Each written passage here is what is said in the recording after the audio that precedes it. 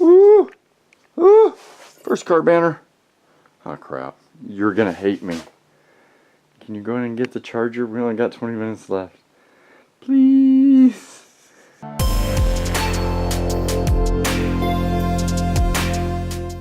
What we're discussing here is what to do with all the moonroof wiring.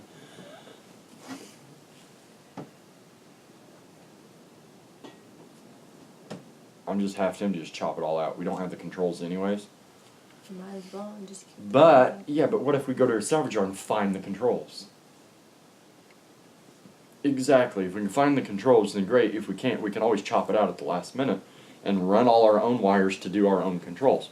Because basically what we're going to do is up here, off the roll cage, somehow, we're going to make it look pretty.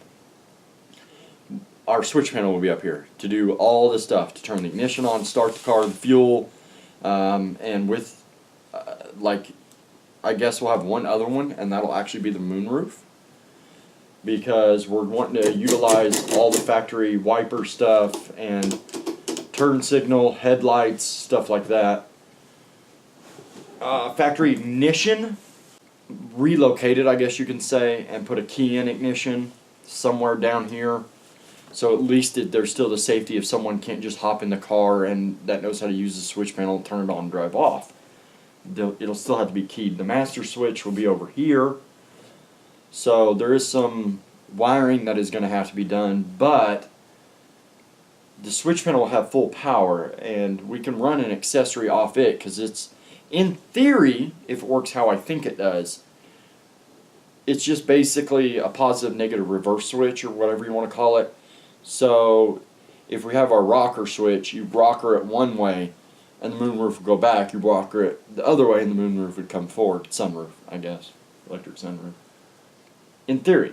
Now we're going to put that to the test later on to make sure, but I guess for now we will try to keep, there's 2 wires here we won't need, and then we're going to have to segregate down to this, see what on the other side we need, don't need, chop those, pull all those out, and we're going to just see how much wiring we're taking out of this car. And the main objective of this, you're probably freaking out going, oh my god, you're destroying a dash harness. Yes, I am, and that's because somebody else already destroyed it technically. There's wires cut up, I mean, these are stereo wires, but still, it's a good example.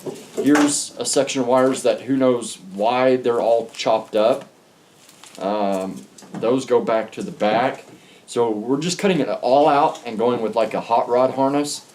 The like kit car harnesses. Don't start making a bunch of noise with that yet. And then going from there. So let's just start tearing into this because there's only 2 things we need to segregate. Heater box and this. Of course, those are all twisted. I missed some. Damn it. There's all this too. That is literally all that's left. Handful of wires.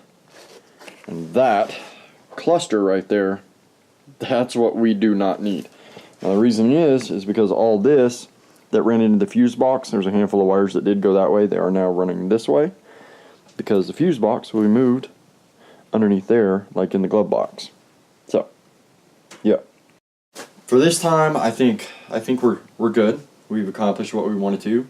All the non-essential factory wiring that we do not want to keep is gone. Of course, we took out the turn signals. We took out ignition. We took out everything. Because all of that has to be ran upwards to the switch panel. Because most likely we are going to put the switch panel up top. Just because, I don't know, I like the look. It's something I wanted to do in my old 240, and this one we have the opportunity of doing it, so we're just going to do it. Because we've got to do a bunch of other stuff there while we're there. Now as for the heater goes, we saved a lot of the stuff we don't need, and we might not even run a heater box. We may try to figure out how to just do full heat, and that's it. Because we're going to only have 4 vents. We're going to have the 2 outside vents, and the 2 defrost vents. If we ever need heat, flip one of those accessory switches for a little bit and then flip it off. No big deal. Other than that, we don't need any of the little switcher motors that open and close vents and all that stuff. None of that needs to be in there. The ducting, I don't even know if we're going to keep that ducting. That is horrible ducting. See how it wraps up and around? I don't think we're going to do that. I think you can get the little tube ducting and adapt it over. I could 3D print something if I had to adapt it over. And then run it to the vents where we need them to go, again to like a 3D printed little box that sits on the back of the dash where the dash goes. Same goes for the left side. The 2 top vents, those are fine. Those are out of the way. They're tucked back in the back. But like the 2 front vents are a little evasive. So, I mean, we could even modify the dash. We talked about putting those cool little circle vents in. That would play perfectly with the aftermarket like ducting. As for the heater box, we're going to try to save that because I think it works. We're going to get a 12 volt inverter so we can just plug it in the wall and start testing some of the components in the car to see what works, what doesn't work, what needs to be taken out.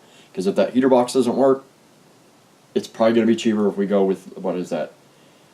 It's not Vintage Air. They're too expensive. But there's another kit that you can get out there that just basically has a pretty much a 1 heat mode. It's stupidly simple to wire. It's tiny box. You basically just shove it up in the dash, run your aftermarket ducting where you want, into your vents where you want, and you're done. Which may be something we might end up doing. But for now, we want to try to use this. That's why we kept the relay system. We kept everything else. Because worst comes to worst, we have to keep that box, the actual controller, and we'll just permaset the controller and shove it up in the dash and do a manual power switch to it. That's another option. There's a million options. We're just trying to figure out the best option for what we want done versus how much other clutter crap is going to be left in the car. Like, horn wiring, we didn't have that, but headlight wiring, turn signal wiring, all front to back, all that's gone because the new harness we're getting is the 21 circuit, whatever you want to call it, harness. So it'll have various relays for stuff, and it'll have various accessory craps. But yeah, so I don't know what I'm going to do in the next episode. We haven't got that far. Hey, kitty. Not the clothes, Afro. I'm not going to drop you. I have never once in my life dropped you. And if you hook a claw on my cheek like you did her, we're going to have problems. Yeah. Story of my life. The shop cat wants to lay on my shoulder. Let's see. Oh, that feels weird. Yeah, other than that, Show you love. I mean, she had fun, I guess. Probably not going through all that wiring on that side. But it's all done, and I'm happy about it. Again, probably majority of this wiring will be completely redone. We'll keep the plugs and just de-pin and repin them as needed for exactly what we want, and so on and so forth. I don't know. Still no saying. I keep saying I'm not going to ramble, but I always ramble. Well, it's just because I have so many thoughts running through my head. Oh, you licked the back of my neck. It's gross. Jet Afro. Yeah, so I'm happy about it. I need to get, I don't know, there's a million things that need to be done. We've got 8 to 10 days before the body kit's supposed to be here. Its estimated arrival date. So really got 8 to 10 days to figure out the body crap. I need to clear out the headlights, get all that stuff ready, but I want to go ahead and seal the interior. So that'll probably be next episode. I'll seal the majority of the interior, or at least where all the welds are. Clean all those up and just use my trim gun and just seal those areas. I'm not too worried about the floors because, again, we're going to be in and out a million times and we're going to destroy the sealer that's on it. And I want to put a good coat of sealer before we put the carpet on.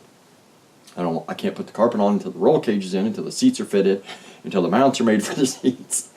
So, and I don't even know why I'm muffed up. This is what's funny.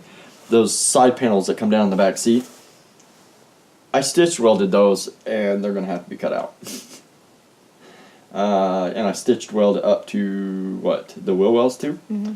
That's all going to have to be cut out. I didn't even think about it. I'm going to try to cut it out neatly and put it back. But I won't be able to reach for where the roll cage meets the strut towers. It's obviously in the way. I have no idea what I was thinking. So that'll all just get chopped out. It's not hard to do. Just chop it out, grind it off, call it good. Whatever. For this episode, I guess we are completely done and out. My thumb is still throbbing because I keep catching. Oh, no, it's gone. I ripped a piece of skin off. Ew, that's kind of gnarly looking. That was where I stuck myself with the hot tungsten. It's still not. Now I have a chunk missing out of my thumb. I kept catching the edge of the skin because it was like hard. I'm not crying about it. You're the one crying over there. Like, fingers aren't doing what they want to No, do. you were crying. All I heard about was your stupid thumb. What? Seriously? Yeah, see, she's full of shit. You did it to me, so. I quit. Well, folks, it's time to kick it old school. So you can feel cool. Give it to me, baby. Baby. Yeah.